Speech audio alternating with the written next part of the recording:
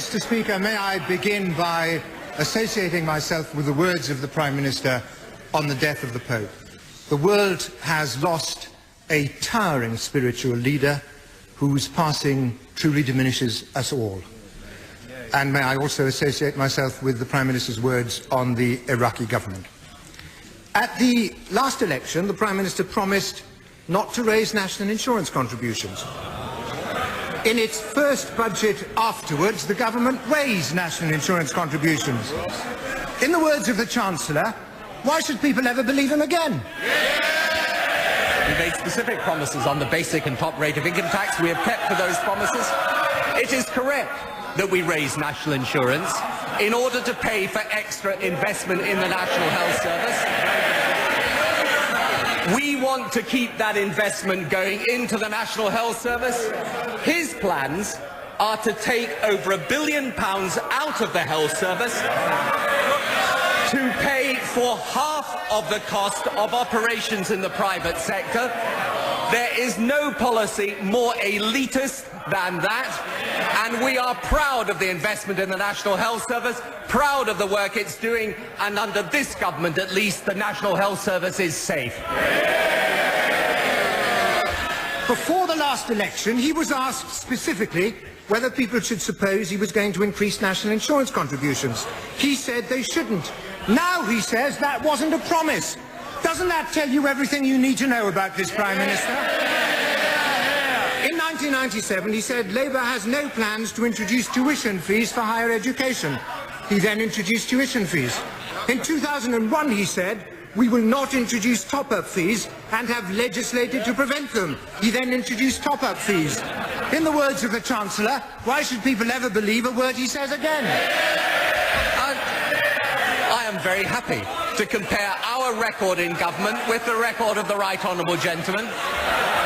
We are proud of the fact that our economy is strong, that the investment goes into our schools and our hospitals.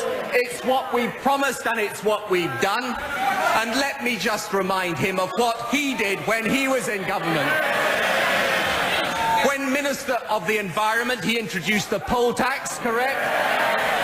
When Minister for Employment, unemployment rose 1 million. When Minister in charge of labour regulation, he ended up opposing the minimum wage. And when he was Home Secretary, he cut the numbers of police.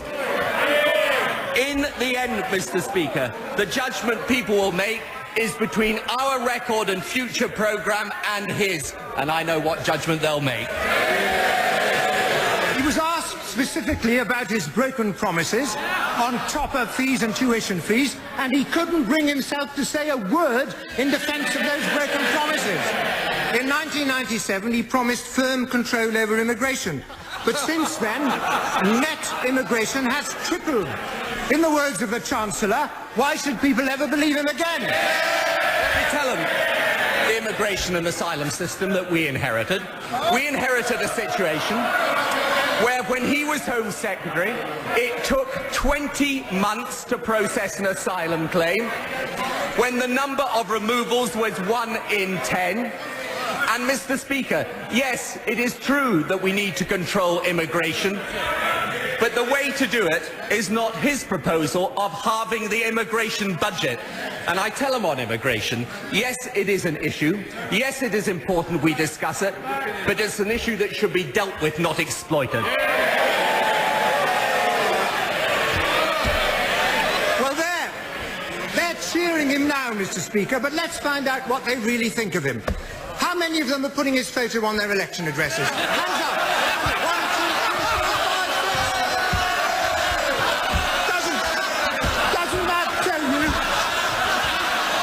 Doesn't that tell you all you need to know about what they really think of him?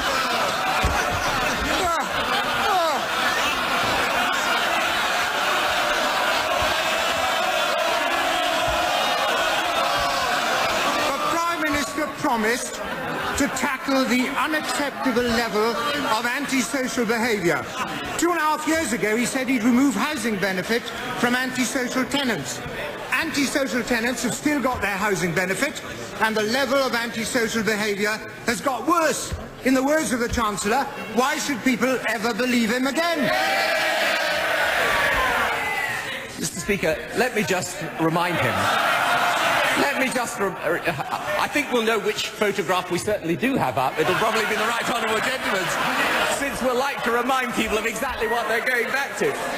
Let me just, since he's raised the issue of crime, let me just remind him what the Chief Constable of North Wales said about the Conservative Party policy and their advertisement on crime.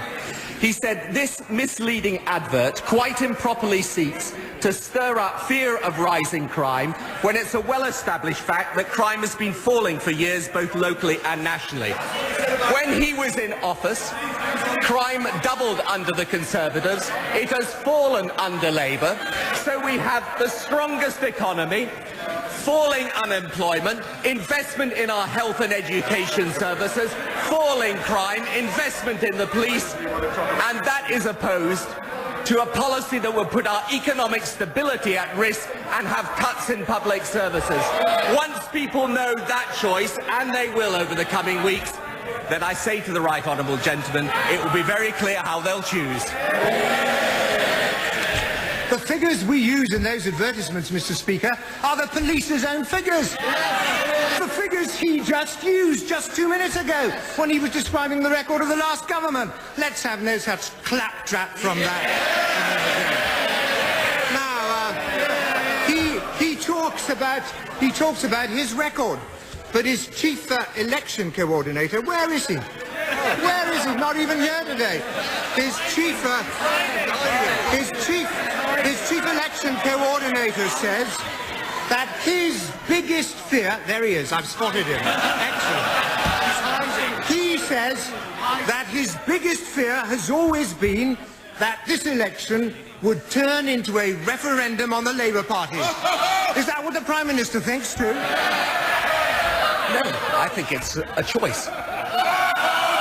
I think it's a choice between a Conservative Party that, when it was in office, had unemployment at 3 million, had interest rates at 10% for 4 years, had boom and bust recession twice, that ended up cutting spending on our National Health Service and in our schools.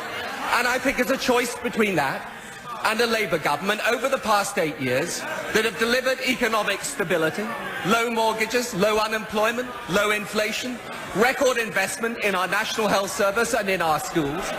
I think that is the choice.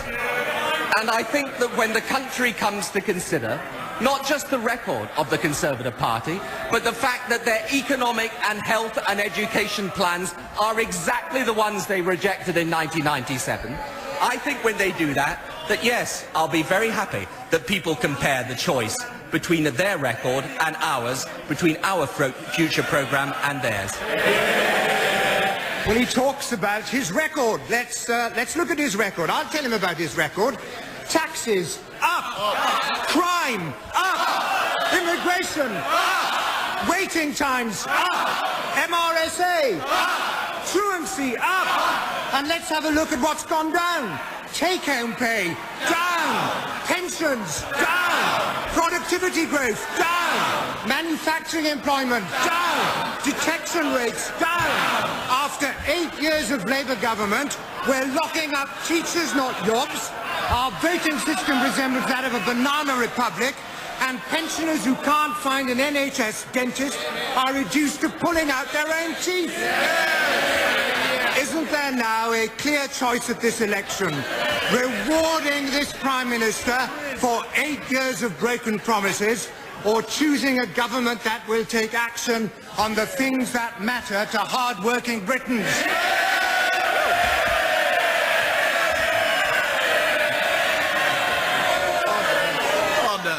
Let the Prime Minister speak. I'm going to begin by agreeing with him. I think it does mean a choice. And the choice is very, very clear.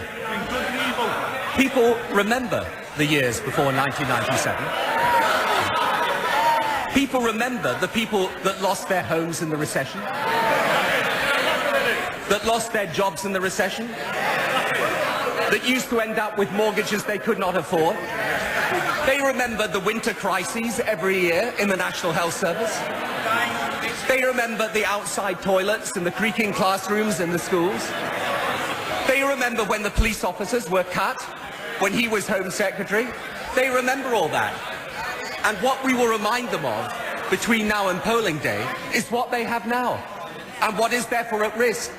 What they have now is the economic stability and the investment in public services and the action on crime.